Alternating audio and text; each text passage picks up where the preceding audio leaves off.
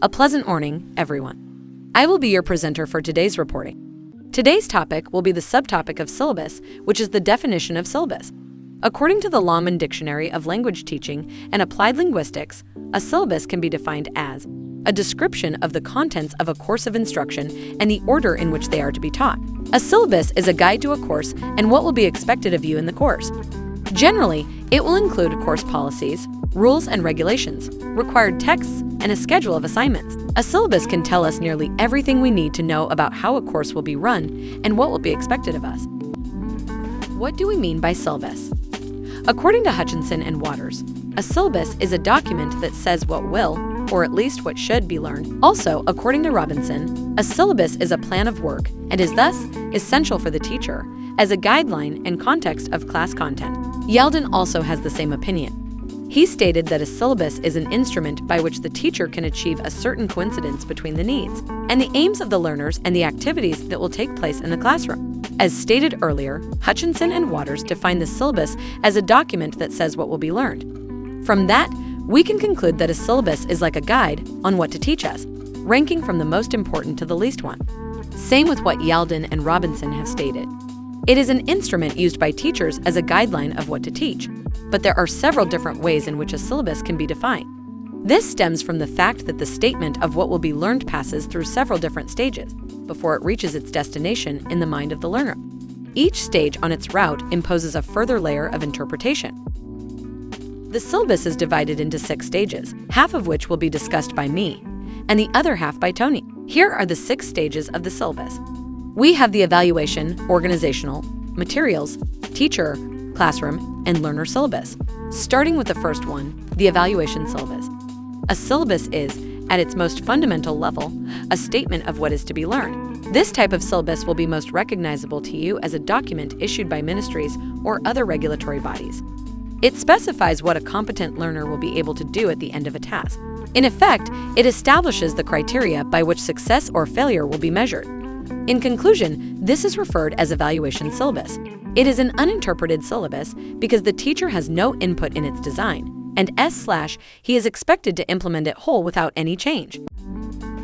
When we say evaluation syllabus, from the word itself evaluation, it refers to the expected learning outcome from the course. If you have understood the topics well, then you are expected to have a clear understanding of the discussed topics. For example, by the end of this report, you will be able to define what syllabus is. Next, we have the organizational syllabus. Aside from listing what should be learned, a syllabus can also state the order in which, how it is to be learned. In essence, evaluation syllabuses serve this purpose in that they often state what should be learned in various stages of learning, such as the first year.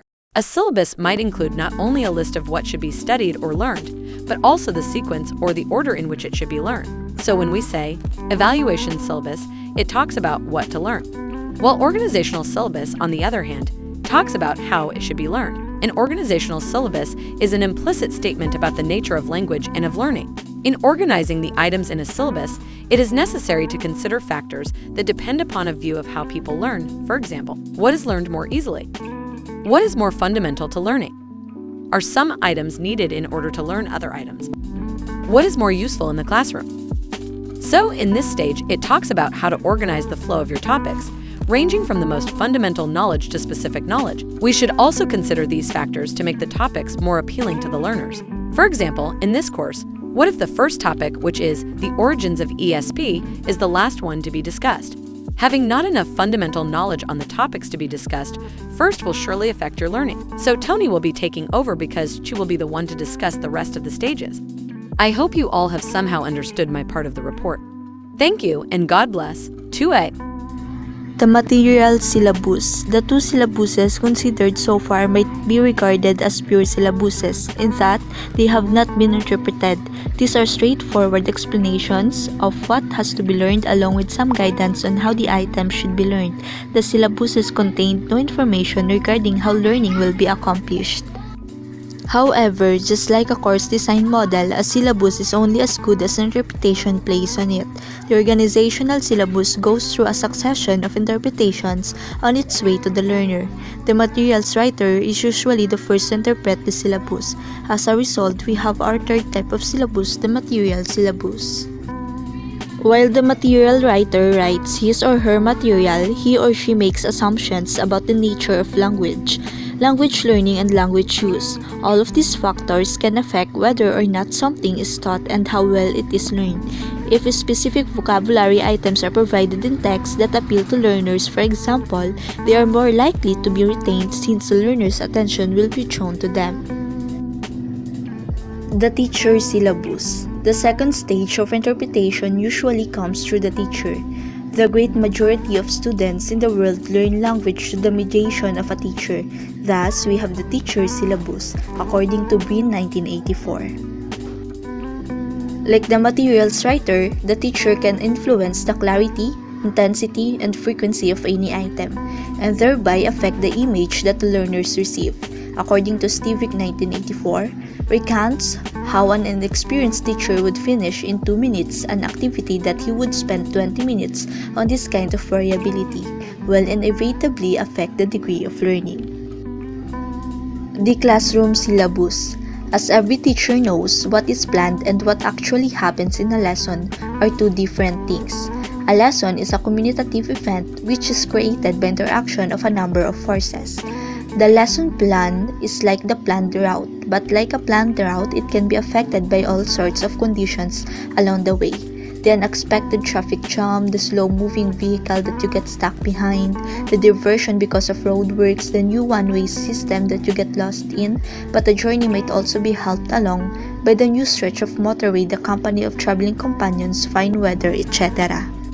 The classroom too creates conditions that will affect the nature of a planned lesson. This might be extraneous factors such as noise from outside, hot weather, interruptions to deal with an administrative matter, a visitor they might come from a learners as a group, perhaps they are tired after a long day, excitable after an incident in the break. Individual students might hold matters up by asking questions or distracting the attention of the class. They might, on the other hand, make a lesson memorable by putting an interesting question or telling an amusing anecdote. The classroom, then, is not simply a neutral channel for the passage of information from teacher to learner.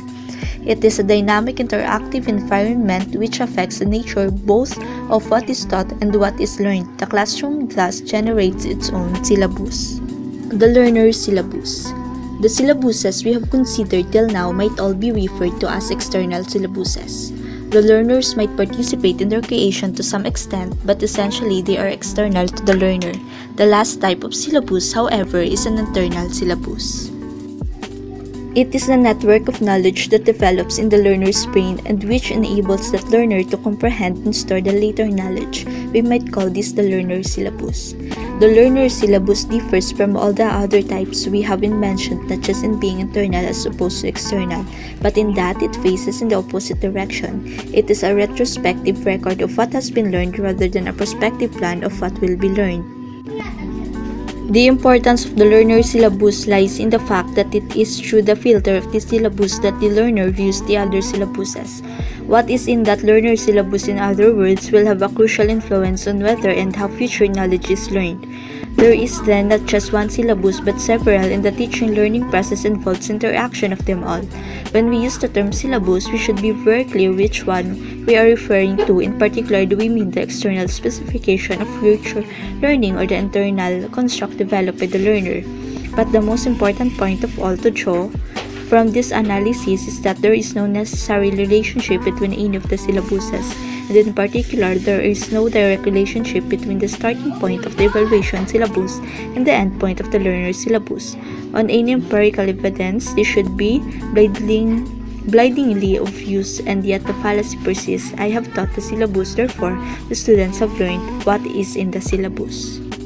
To summarize our report, a syllabus is, as defined by Hutchinson and Waters, a document that indicates what will, or at least what should, be learned. It serves as an instrument that teachers use as a guide as they teach their students. It has 6 different stages before it reaches its destination in the mind of the learner. First, we have the evaluation syllabus. Next is organizational syllabus. Third, the materials syllabus. Fourth, the teacher syllabus. Fifth, the classroom syllabus.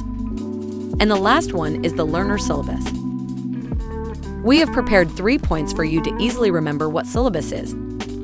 Syllabus is an outline and summary of topics to be covered in an education or training course.